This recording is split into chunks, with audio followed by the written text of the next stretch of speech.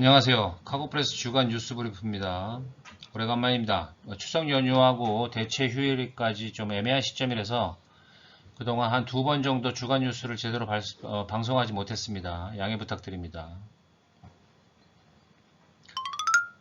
먼저 그 아태 지역 항공화물 시장이 그 예상대로 흘러갔다는 소식입니다. 해상 컨테이너 시장의 혼동과 성수기 수요 집중으로 인해서 아시아 태평양 항공화물 시장이 심각한 공급 부족과 이에 따른 운임 인상이 예상대로 현실화되고 있다는 이야기입니다. 성수기 진입부터 미리 예측된 일이긴 합니다. 최근 일단 그 자료를 좀 볼게요. 최근 IATA 및 그 AAPA 아태 지역 항공사 협의회죠. 통계치를 내놨는데요. 일단 그 성수기인 9월 이전인 8월 기준으로도 시장 볼륨이 크게 늘어났다는 거죠. 화물통 킬로미터 FTK 기준으로 볼륨이 전년 동기 대비 26% 증가한 것으로 나타났다고 AAPA는 발표했고요. 이에 대해서 특히 그 전자상거래 수요하고 그 원부자재 수요 이동이 급격히 늘어난 것으로 시장은 보고 있습니다. 또한 보고서는 아태 시장은 그 중국 항만 혼잡 문제로 인해서 항공화물 시장이 수요 이전 모달 시프트가 급증했고 코로나의 재확산세가 심각했던 일부 국가에서 여객기가 운항이 중단으로 스페이스 부족이 심화되면서 전체 항공사들의 화물 공급이 전년 동기 대비 17.8% 늘어나는데 그쳤다는 얘기죠. 그래서 공급 부족이 심화됐고 주요 노선을 집중으로 해서 운임 인상이 가속화되고 있다. 이렇게 이야기를 했습니다. 특히 그 AAPA 측은 그 여객 여행 시장이 다른 지역에서는 점진적인 회복세를 보였지만 상대적으로 아태 지역에서는 정체 상태에 머물렀다는 겁니다. 즉 여객 수요가 아직은 아태 지역 시장에서는 크지 않았다는 얘기죠. 그러다 보니까 여객기가 출발을 하지 않았고 그래서 벨리 공급이 다른 지역은 늘어났지만 아태 지역은 벨리 공급이 그렇게 그닥 크게 늘어나지 않았다. 그것이 가장 중요한 이유 중에 하나다. 라고 이야기했습니다. 주목할 것은 중국 시장의 수요 증가와 공급 부족이란 여파가 주변인 한국과 일본 시장에 영향을 미치고 있다고 전문가들은 보고 있는데요. 실제 그 분석가의 코멘트가 참 재밌는데요. 한국의 경우도 마찬가지로 인천공항의 화물량은 전년 동기 대비 26.7% 증가했는데 해상운송 시장에서 넘어간 수요의 대부분은 자동차 관련 아이템들인데 이것들이 항공화물 시장의 수요를 자극했다. 결국 이 같은 모달 시프트로 인해서 일본 또는 한국, 대만의 항공화물 운임은 성수기까지 거치면서 급등세를 보이고 있다라고 말했습니다.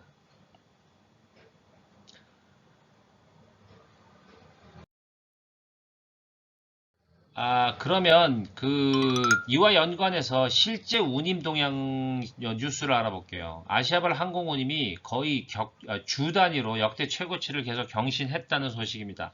살짝 구문이긴 합니다. 지난 9월 말 기준 아시아발 항공화물 운임이 매주 단위로 역대 최고치를 경신 중인데요.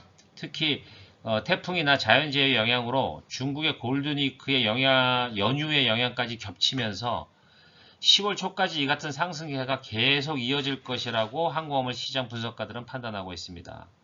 일단 수치를 보면 9월 마지막 주 홍콩발 미주행 발틱 항공화물 운임 지수의 기준 운임이 킬로그램당 10달러를 이미 돌파했고요. 이는 해당 지수가 작성된 지난 2015년 이래로 가장 높은 수준이라고 하네요. 또한 상하이 출발 북미행 운임도 역대 최고 수준인 킬로그램당 11달러를 넘어선 것으로 확인되고 있습니다. 유럽 시장도 마찬가지로 키로당 6.4달러, 상하이발은 7달러를 이미 넘어섰다는 소식입니다.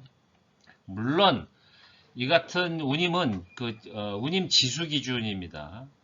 문제는 이제 시장에서는 이 지수 운임보다 실제 거래되는 운임이 더 높을 수밖에 없는데 운임 지수를 만들 때는 그 장기 운송 계약 가격이 포함돼요. 그러니까 상대적으로 시장 체감 운임보다는 더 낮게 집계가 된다는 거죠. 이에 따라서 시장 관계자들은 전통적으로 수요가 급증하는 10월 1일 중국 노동절 연휴를 이제 앞두고 운임 인상이 나타난 것으로 보고 있습니다. 문제는 상승 추세가 너무 가파르다는 점에 주목하고 있고, 일부 구간에서는 최근 운임이 뭐 20달러를 넘어섰다라는 그런 소식도 있습니다.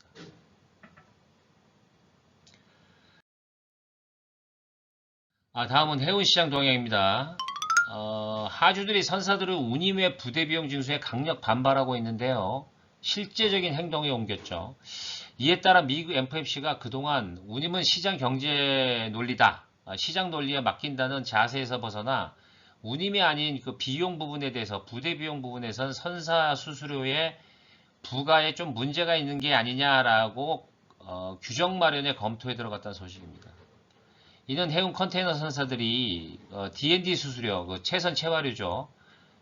이거를 너무 과도하게 비용을 청구하는 하주의 불만이 점점 커짐에 따라서 이에 FOMC가 즉각적으로 행동에 들어간 것이라고 할 수 있습니다. 뭐 이미 알려졌죠. 그 유럽의 모 하주가 법원에 그 글로벌 모 선사를 상대로 해서 최선 채화로 적용해 문제점을 지적하고 소송을 걸었습니다. 위원회 관계자의 코멘트가 아주 주목되는데요. 잠깐 말씀드리면 D&D 차지는 화물을 픽업하고 장비를 회수할 수 있는 시간을 제한함으로써 화물의 원활한 이동을 위한 것이라고 할 수 있다. 하지만 선사나 터미널 운영자들이 자신들의 운영상의 문제로 인해 발생한 D&D 수수료를 무작정 청구해서는 안 된다. 반면에 하주들 역시 부두에 남아있는 화물을 즉시 픽업해야 한다. 이는 미묘한 균형이 필요한 사안이다. 라고 말했습니다. 어찌 보면 양측, 즉 선사와 하주의 입장을 다 대변했다고 말한 듯 보이지만 제가 판단할 때 이 부분은 FOMC가 일단 선사들에게 경고성 메시지를 보낸 것이라고 해석할 수 있습니다. 아마도 조만간 그 선사들이 조금 우려할 만한 구체적인 조치가 나올 것이 확실합니다.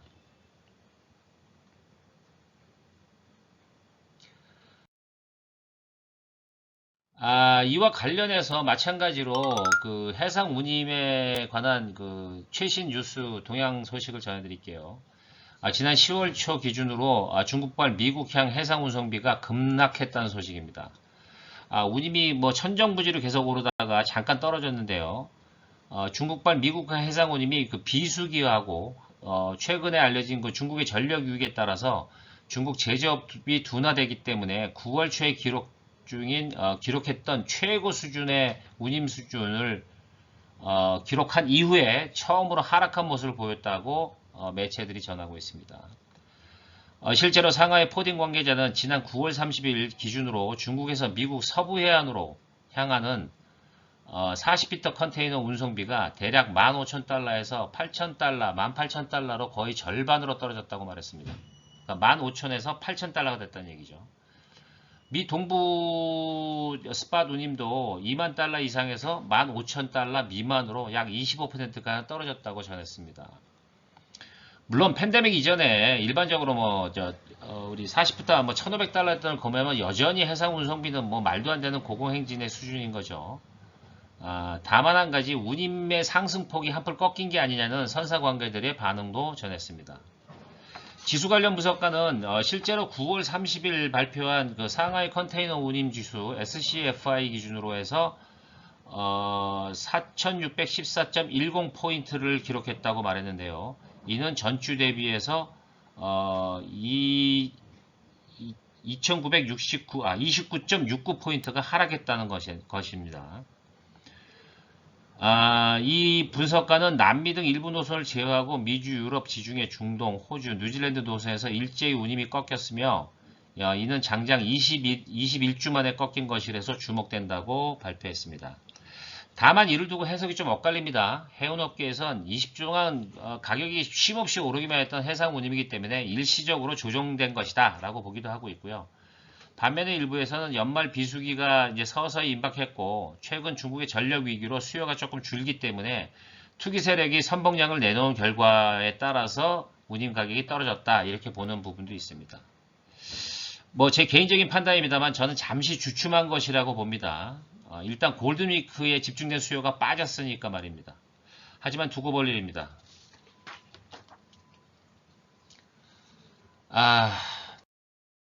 다음은 마지막으로 단신입니다.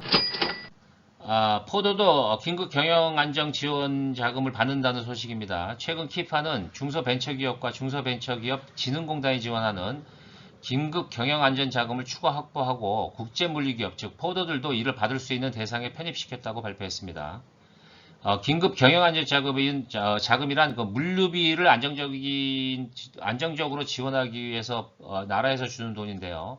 직접 수출하는 중소기업 즉 하주죠. 거기에 국제물류주선업 중 좀 영세한 영위기업에 정책자금 기준금리 플러스 0.5%를 적용해서 연간 3억 원 이내의 지원이 가능하다고 합니다. 대상자가 되시면 어서 신청하시기 바랍니다. 다음은 보잉사는 최근 항공사 및 특성업체들의 강력한 수요를 예상해서 여객기를 화물기로 개조하는 중국 내 그 개조 화물기 생산 라인을 대폭 확장했다는 소식입니다. 최근 보잉은 광주에 있는 항공기 정비 및 엔지니어링 회사인 CAMECO, 우리가 게임코 이렇게 발음한다고 하네요. 이 회사하고 내년도 767-300 여객기를 화물기로 개조 전환하는 생산 라인을 2개로 더 추가하기로 합의했다고 합니다. 요즘 탄소 중립, ESG 경영이 이슈죠.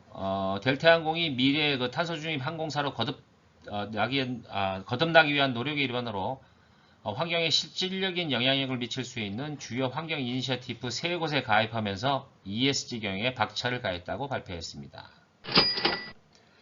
그리고 마지막으로 페덱스 로지스틱스라는 회사가 한국에 법인을 신설했습니다. 우리가 알고 있는 익스프레스 페덱스 코퍼레이션의 자회사이긴 합니다만 익스프레스 부분이 아니고 어찌 보면 포더 부분 서비스를 제공하는 회사라고 할 수 있습니다. 초대 법인장, 즉 사장이죠. 페덱스 중국 법인의 근무 경력을 갖고 있는 김민호 사장이라고 알려졌는데요. 이분은 이전에 익스페다이트 출신이라고 하네요. 현재 추가 취재 중입니다. 오늘은 여기까지 하겠습니다. 감사합니다.